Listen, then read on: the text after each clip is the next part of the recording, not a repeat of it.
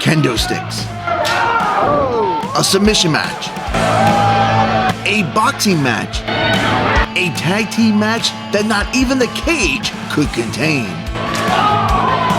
And did Meto's reign as the CCW Southeastern Champion come to an end? All of this and more as CCW presented Kumite in Pompano Beach, Florida, a night where every match took place inside of a solid steel cage. To kick things off, there was a pre-show match between the Invoked Veritas, Alan S2S Martinez, Noah King, and Mr. Pompano himself, Chris Farrow, in a four-way scramble match. And while the objective is to be the first person to score a pinfall, at one point we saw Noah King and Veritas team up in hopes of wearing down their opponents. But in the end, it was Alan S2S Martinez seeking a perfect opportunity to score a pinfall and walk out with the W. If you were looking for a variety of combat, Kumite definitely delivered, as the opener was an MMA match featuring Seven going up against Mike Bruno.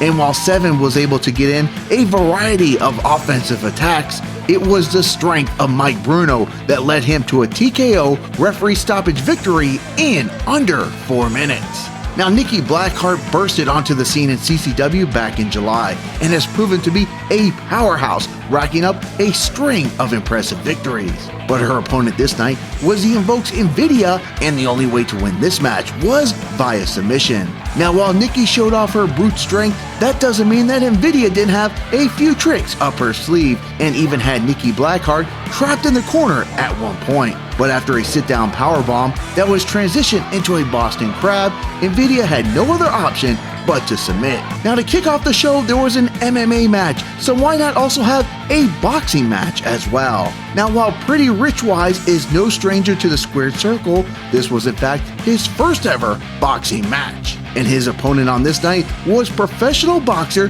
Johnny Thunder Shabika. Hopefully I'm able to kind of show you guys a lot of what I can do in a short amount of time, because I really don't think he's going to last after the first round. The boxing match was scheduled for 3 falls. Both combatants were able to get in their offensive attacks during the first round. However, after the bell rang, ending round 1, Rich Wise found the perfect opportunity to get in quite the cheap shot. And it was just seconds into round 2 that the Sultan of Sexy decided he had enough of duking it out with the gloves and left with these parting words. If I had to guess, this won't be the last time these two will face off, as each side still has a point to prove. Next up are 2 guys who are definitely no stranger to one another, and that's the most hated with the most stash, Elliot Crow, as he had his eyes set on leaving the cage that night with some gold as he challenged the current CCW Cruiserweight Champion, Ozzy Killmeister. Now, in order to win this match, you had to ram your opponent's head into the cage 3 consecutive times, something I'm sure neither of these guys had an issue with. And even without the tool of the steel cage, Crow and Killmeister had no issue beating each other down. And even though Crow was able to ram Ozzy's head into the cage, it was never 3 times in a row. And after being on the receiving end of a headbutt from the most metalhead in professional wrestling, Killmeister was able to successfully ram Crow's head into the cage 3 times in a row and retaining the CCW Cruiserweight Championship. The next match was an unsanctioned match between the man of many personalities, Skits, and the recently returning Agony.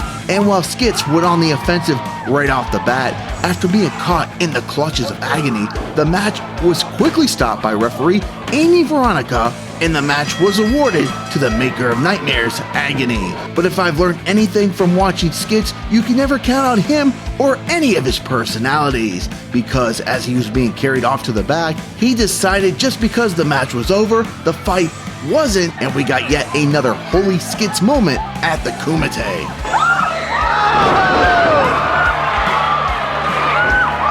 Now, if we know anything about Skits and Agony, the battle between these two is far from over. Next up, the only tag team match of the night, featuring ERA and Ricky Martinez, 5-Star Era, and DMC and Mikey Spandex, Task Force. Now, while this was a tag team match, there would be no tags in this match, and the only way to win the match was for both members of a tag team to escape the cage. Now, in a smart move, both teams made a run for it, but both sides quickly realized that that strategy wasn't going to work and that they would have to wear the other team down. And while Mikey Spandex was able to escape the cage first, that left his partner DMC in quite the disadvantage. But instead of letting his partner continue to face a 2-on-1 onslaught, Mikey Spandex leaped into action off the top of the cage, evening the odds once again.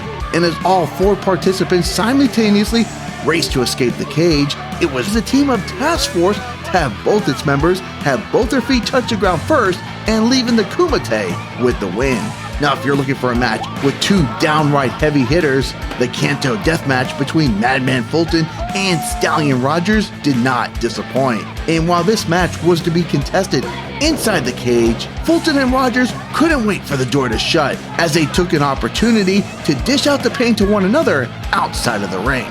And because the cage wasn't enough for these two anyways, they each found a variety of weapons to use to their advantage. But in the end, it was Stallion Rogers who left Madman Fulton hanging and getting the victory. Now, since winning the Southeastern Championship, Meto has been an absolute terror in CCW. But his opponent on this night is someone who has been on absolute fire, and that's Domino. In this match, there would be no pinfalls or submissions, and the only way to win was to make your opponent bleed first.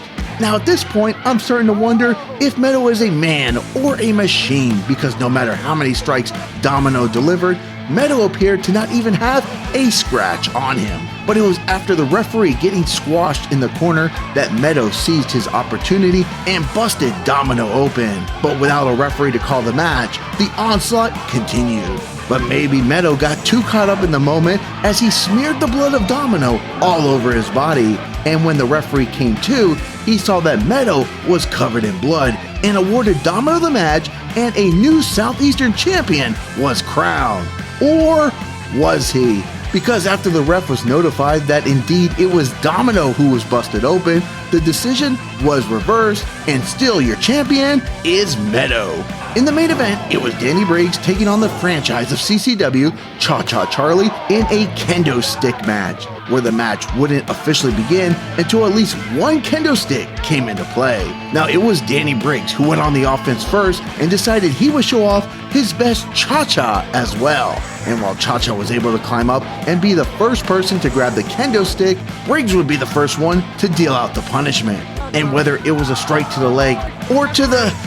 well, you know, it appeared that Briggs was in full control of the match. But you could never count Cha-Cha down, and after a series of back and forth attacks, it was Cha-Cha who decided he would give Briggs a grand tour of the steel cage before returning the favor of the Kendo Stick strikes and landing his signature splash and getting the 1-2-3. Now that will do it for CCW Kumite, a night where every battle took place inside of a steel cage. Now, next up for CCW is this Saturday, August 3rd, Bash at the Brew in Hialeah, Florida, and Toned In Entertainment will be there to bring you more interviews and videos like this. So if you haven't already, guys, make sure you hit that red subscribe button so you can stay tuned in here to Toned In Entertainment for future videos. Subscribe to the channel.